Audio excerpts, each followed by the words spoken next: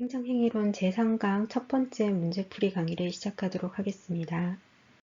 첫 번째 문제는 단계적 행정행위에 관한 질문입니다. 단계적 행정행위는 예비결정, 부분허가, 잠정적 행정행위로 나누고 예비결정은 폐기물관리법상 사업계획에 관한 적정 또는 부적정 통보로서 본처분에서 적정 통보가 된 부분에 대해서는 구속력을 갖지만 본허가처분은 또다시 다른 요건들을 심사해서 판단을 하게 됩니다.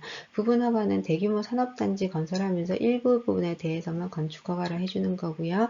가행정행위는 본처분, 공무원에 대한 공무원에 대한 해임 처분이 있기 전에 사전적으로 직위 해제를 하는 것처럼 본처분에 앞서서 임시적으로 지위를 설정해 주는 것을 말합니다.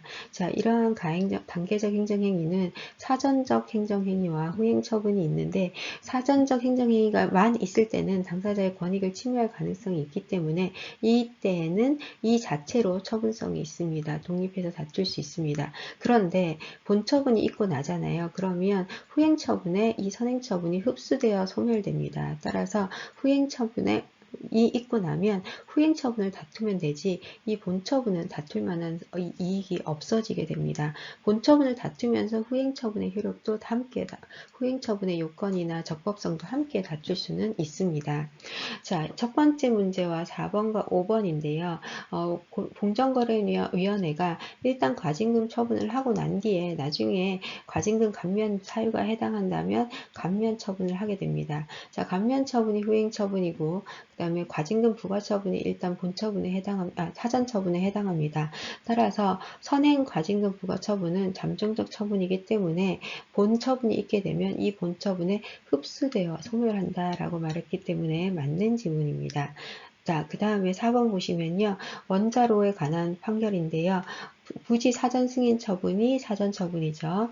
그리고 부지 사전 결정과 그 다음에 원자로 건설 허가 처분이 본 처분입니다.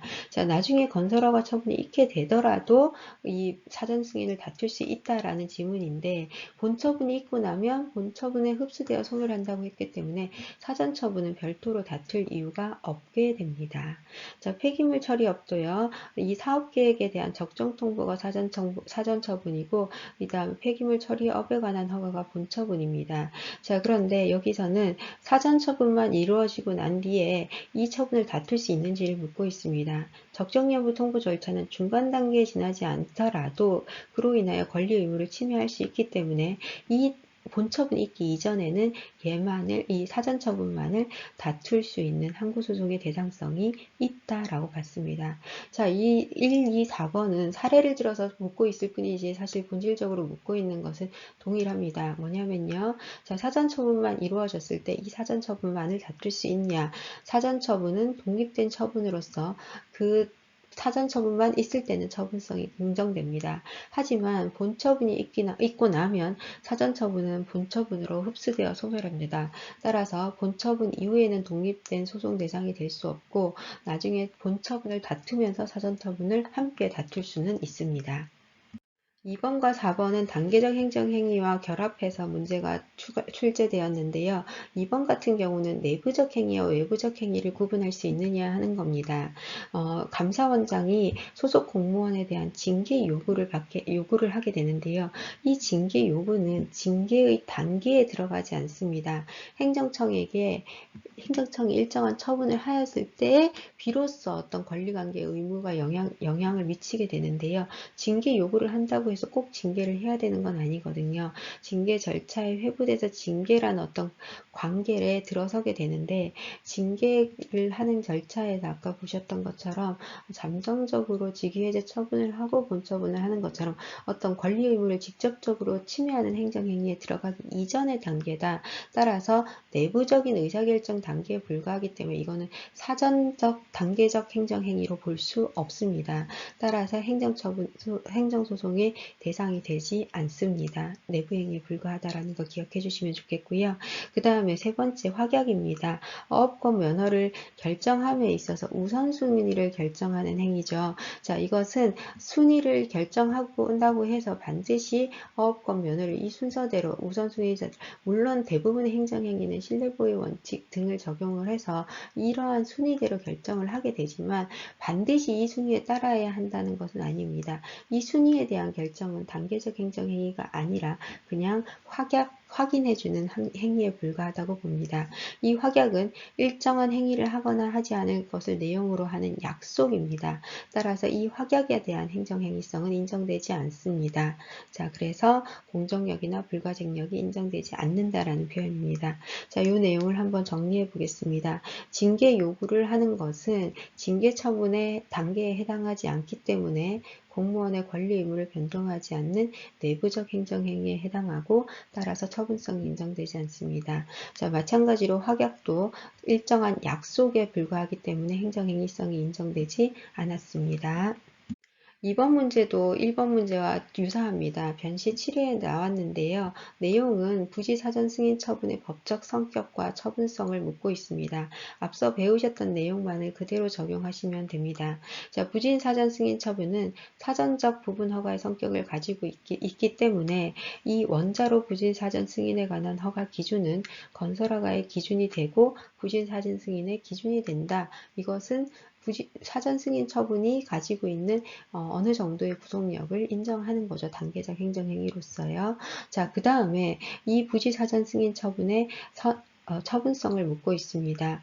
원자로 부지 사전 승인 처분은 그 자체로서 사전 승인 단계적 행정행위이기 때문에 독립한 행정처분으로서 다툴 수 있습니다. 언제까지요?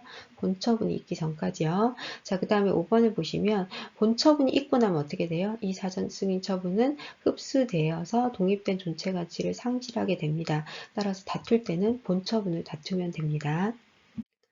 원자력 시설 사전 부지 선정과 관련된 스토리 문제입니다. 자, 이 문제에서는 주민투표의 구속력과 부지 사전 승인 처분의 원고 적격이라는 다른 쟁점과도 연결될 수 있습니다. 단계적 행정행위가 세 지문이 나왔다면 다른 지문들이 융합돼서 나오는 결합형으로 나오는 겁니다.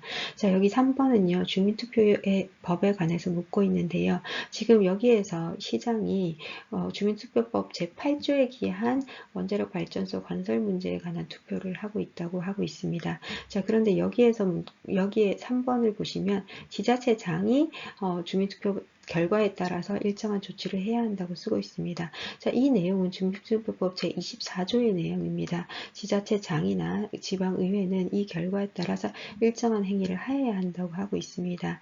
자, 그런데 문제는 이 내용은 이 원자력 부지 사전 승인에 관한 것은 국가 주요 시설의 설치 등 국가 정책의 수립에 관한 사항이기 때문에 국가 정책에 관한 주민투표로 분류됩니다. 자, 이러한 국가 정책에 관한 주민투표에 관해서는 즉 주민투표법 제24조의 적용이 배제됩니다.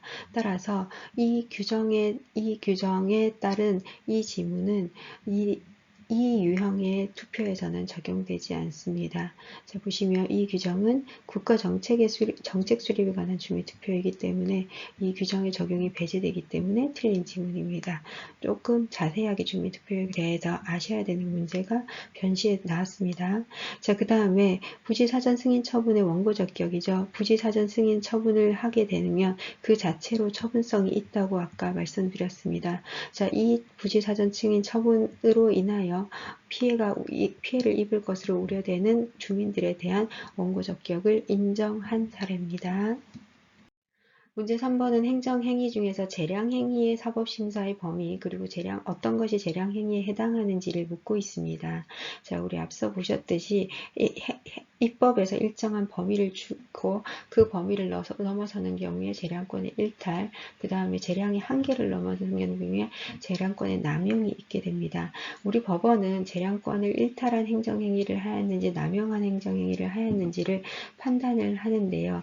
이때 사법심사는 재량권의 남용이나 일탈이 있었는지 여부만을 심사할 뿐이지 재량권의 범위 중에서 어떤 정도의 재량권을 행사하는 것이 적정한 것인지까지 심사하기는 어렵다는 것이 우리 법원의 입장입니다. 자, 그래서 과징금 납부 명령이 어느 정도 위법한지에 대한 판단을 할 때 법원으로서는 재량권이 일탈 남용되었는지 즉 그 외부적인 한계나 내부적인 한계를 넘어섰는지만 판단하면 되지 적정한 과징금의 액수가 어느 정도다라는 걸 판단해서 그 부분만 일부 취소할 수는 없다는 겁니다. 예를 들어서 행정청이 100만 원의 과징금 처분을 했는데 법원이 봤을 때 이것은 재량권이 주어진 재량의 범위를 일탈했다. 그러니까 다시 해라 라고만 판단할 수 있는 거지 한 50만 원만 적정한데 100만 원 했으니까 50만 원 우리가 취소할게 라고 하면 행정청한테 50만 원을 판단하라, 50만 원이 적정한 과징금이니까 부과하라라는 걸 명하는 것과 같은 거잖아요. 이거는 법원이 할 수 있는 영역은 아니다라는 게 우리 법원의 판단입니다.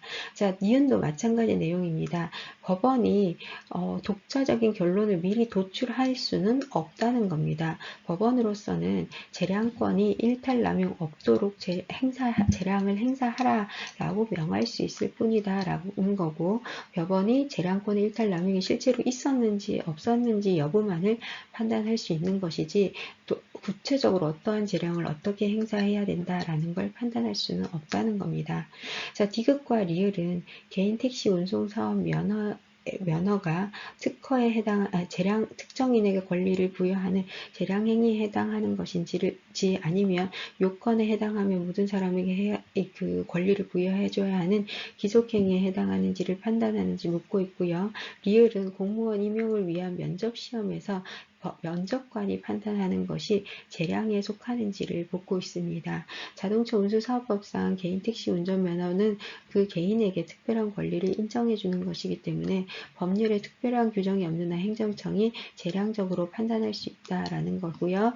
그 다음에 공무원 임용에 관한 면접시험은 사실은 판단력의 이론에서 많이 나옵니다. 그 공무원 면접자가 고도의 교양과 학식과 경험에 기초해서 자율적으로 판단하는 것이다.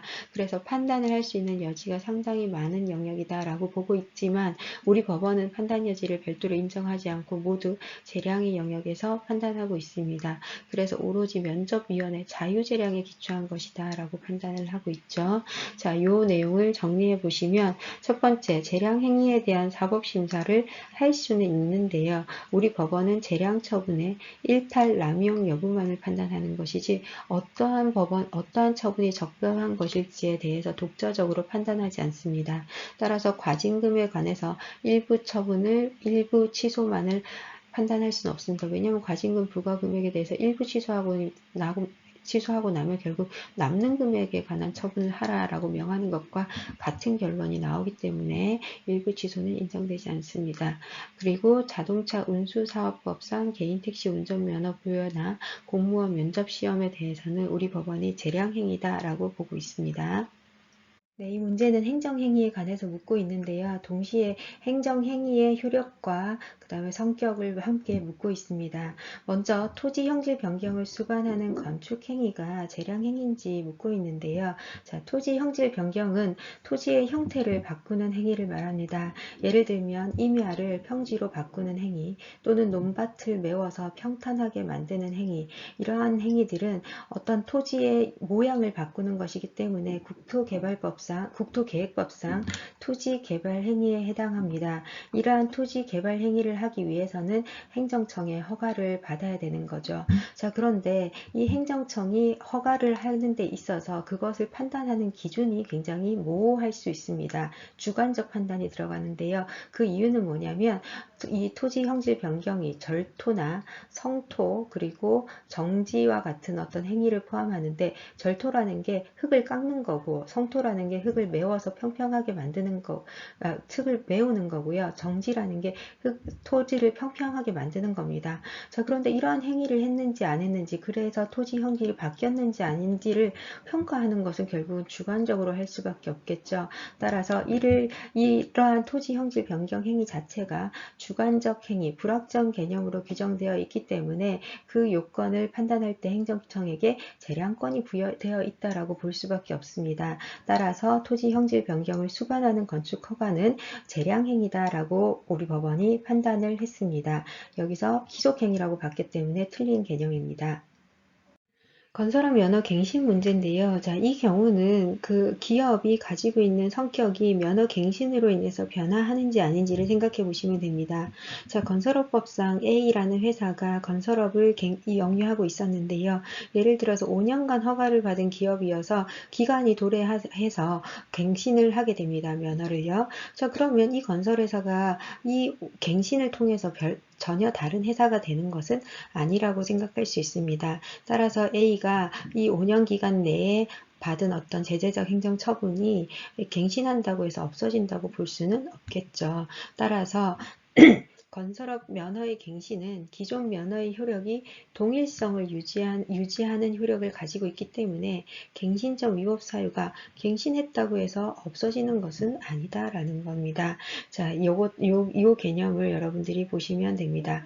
자, 갱신 전에 건설업사의 법 위반 사실을 이유로 갱신된 면허를 취소할 수 없는 것은 아닙니다. 갱신한다고 해서 회사가 달라지는 건 아니에요. 그냥 같은 회사고 형식적으로 갱신하는 것 뿐이기 때문입니다. 자, 디귿을 한번 보시겠습니다. 자, 이거 취소의 소급효의 개념으로 보시면 되는데요. 자, 갑이라는 사람이 행정청으로부터 운전면허 취소 처분을 받게 됩니다. 자, 그리고 난 뒤에 이제 불복 소송을 제기하게 돼요. 물론 행정청이 일단 취소를 하게 되면 뭐가 인정이 되죠? 공정력이 인정이 되죠. 따라서 이 처분은 원칙적으로 유효합니다. 자, 그리고 난 뒤에 이제 당사자가 행정소송을 제기하겠죠. 거의 바로 제기했다고 생각을 합시다. 자, 그리고 이 행정소송 이 경과돼서 이제 이 법원이 운전면허 취소 처분을 취소하는 판단을 했다고 합시다. 자, 근데 문제는요. 이 사이에 이 사람이 운전을 했어요. 자, 그러면 이 사람이 한 운전 행위는 무면허 운전일까요? 아니면 이 행정행위 운전면허 취소 처분이 어차피 취소됐으니까 효력이 소급해서 없어지니까 무면허 운전이 아닐까요? 요거에 관한 문제입니다. 자, 우리 법원은요. 이 운전면허 취소 처분이 행정소송으로 취소된 경우에는 처분 시에 소급해서 효력이 상실한다고 보고 있습니다. 따라서 물론 이 처분이 취소되기 전까지는 공정력이 있었을지 몰라도 취소됨으로써 사실은 소급해서 그 권리 자체, 그 취소 처분 자체가 없었던 걸로 되는 거잖아요. 따라서 이 사람이 한 행위도 무면허 운전은 아니다라고 무면허 운전에 해당하지 않는다라고 본 것입니다. 자, 이유를 한번 보시면요. 처분 시에 소급하여 효력이 상실되기 때문에 운전면허 취소 처분에 대한 애초의 복종 의무가 원래 없었던 것이 소급해서 확정된 것이다 라고 판단을 합니다. 자, 그래서 행정행위의 공정력이 효력이 인정된다고 해서 적법하게 취소된 운전면허 처분이 단지 장래를 향해서 효력을 발휘한다라고 하기에는 당사자의 이익이 과도하게 침해될 가능성이 있다. 이렇게 보시면 됩니다. 자, 정리하겠습니다. 자, 우리 법원은 토지 형질 변경 요건 자체가 불확정 개념으로 이루어져 있기 때문에 이를 수반하는 건축행위는 재량행위라고 건축허가는 재량행위라고 봤습니다. 건설업법상 건설업 면허의 갱신은 서로 다른 회사로 전환하는 개념이 아니기 때문에 대물적 처분, 하자가 승계되는 것과 같은 개념으로 위법 사유가 치유되는 것은 그 갱신 전 회사의 위법 사유가 갱신했다고 해서 치유되는 것은 아닙니다. 운전면허 처분 취소 소송으로 행정소송으로 취소된 경우에는 소급해서 그 효력이 없어지기 때문에 그 사이에 무면허 운전을 했다 할지라도 무면허 운전이 되는 것은 아닙니다. 그것이 당사자의 이익을 더 보호하는 것이다 라고 보았습니다. 네, 토지 형질 변경을 수반하는 건축 허가에 대해서 간단히 보겠습니다. 자, 우리가 개발행위다 라고 말할 때는 건축물을 건축하거나 공작물을 설치하는 행위, 그리고 토지의 형질을 변경하거나 토석 채취, 그리고 토지를 분할하거나 농지 관리, 자연보전 지역 등에다가 어떤 물건들을 6개월 이상 쌓아두는 행위와 같이 공공에게 미치는 영향이 큰 경우를 정의하고 있습니다. 국토계획법상 이 개발행위에 해당하는 경우에는 허가권자의 허가를 별도로 득하여야 합니다. 물론 허가를 받지 않아도 할 수 있는 행위들이 있습니다. 재해를 복구하거나 또는 응급처치를 하는 경우, 그리고 경미한 개발행위를 하는 경우, 그 다음에 건축신고 대상인 건축물의 개축, 증축 등을 하는 행위, 이러한 경우들은 별도의 허가를 받지 않더라도 할 수 있는 행위입니다. 자, 이러한 개발행위에서 토지 형질 변경에 관한 문제가 나와서 이 부분만 조금 보시겠습니다. 자, 토지의 형질을 바꾼다라는 건 뭐냐면요. 토지를 깎거나 바꾸는 행위 전반을 말합니다. 예를 들어서 임야입니다. 나무들이 있는데요. 이런 것들을 깎아서 평지로 만드는 행위입니다.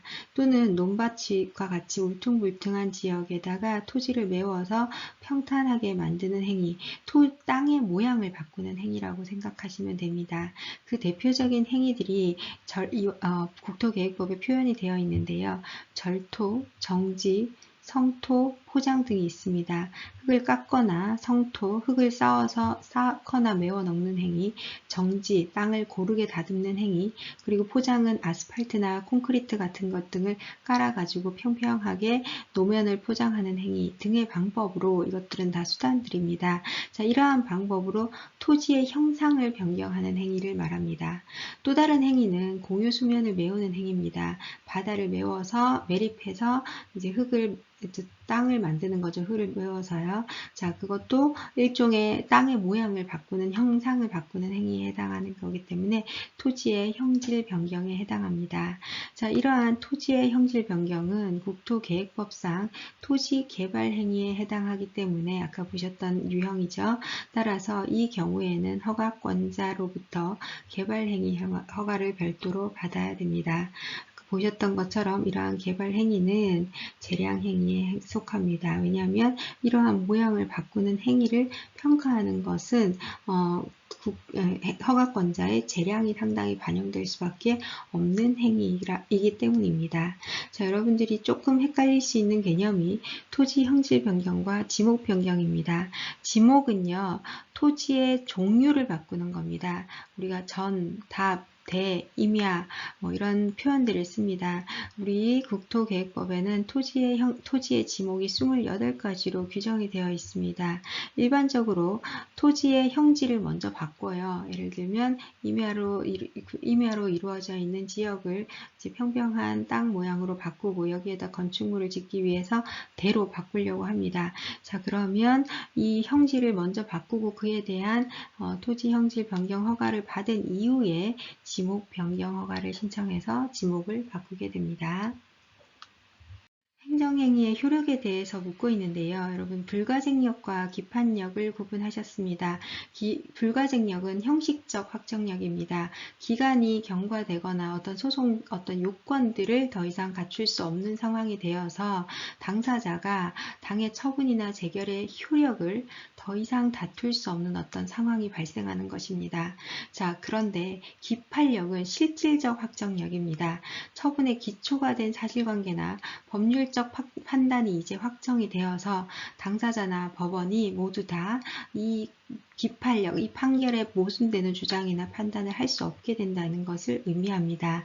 이러한 불복기간의 경과로 인하여 불가쟁력이 한번 발생하잖아요. 그러면 그 효력을 더 이상 다툴 수 없는데요. 여기에 더 나아가서 기판력과 같이 처분의 기초가 된 사실관계나 법률적 판단까지 할 수 없게 되는 것은 아니다라고 보고 있습니다. 즉, 형식적 확정력이 발생한 거예요. 불가쟁력은. 그것은 형식적으로 더 이상 다툴 수 없다는 것 뿐이지 실질적 확정력까지 겸하는 것은 아니다라는 겁니다. 자, 그게 여기 리을에 나와 있는데요. 좀 문제를 융합해서 썼습니다. 이 문장 두 가지를요. 잘 보십시오. 행정처분이 불복 기간이 경과해서 불가쟁력이 발생하면 형식적 확정력이 발생하죠. 자, 그런데 당사자는 처분의 기초가 된 사실관계나 법률적 판단이 확정된 것이기 때문에 이와 모순되는 주장을 할 수 없는 게 아니죠. 뭐 때문이에요? 불복 기간이 경과돼서 더 이상 처분이나 재결의 효력을 다툴 수 없기 때문에 이 상황을 더 이상 다툴 수 없는 겁니다. 그쵸? 지금 뒤에 있는 거는 실질적 확정력을 쓰고 있는 거고요. 앞부분에는 형식적 확정력을 쓰고 있습니다. 그래서 이거 틀린 지문입니다. 자, 그 다음에 미음은 단계적 행정행위 우리 앞서서 보셨습니다. 예, 사전적 처분이 있게 되죠. 그쵸? 자, 부지사전 승인 처분이 있게 됐는데요. 나중에 본허가 건설허가 처분이 있게 되면 이 사전적 부지사전 승인 처분은 본허가 처분에 흡수되어 소멸한다고 했습니다. 그래서 본처분이 있게 되면 사전허가 처분은 새롭게 이것만 독립해서 다툴 수는 없다고 했습니다. 물론 본허가 처분이 있기 전에는 다툴 수 있다고 했죠. 사전적 처분도 처분성이 있다고 했으니까요. 자, 그래서 나중에 건설허가 처분이 있게 되면 그 본허가 처분을 다투면 되지 별개로 사전적 부지사전 승인 처분을 수조정으로 다툴 수는 없다라고 보시면 됩니다. 그래서 틀린 질문입니다.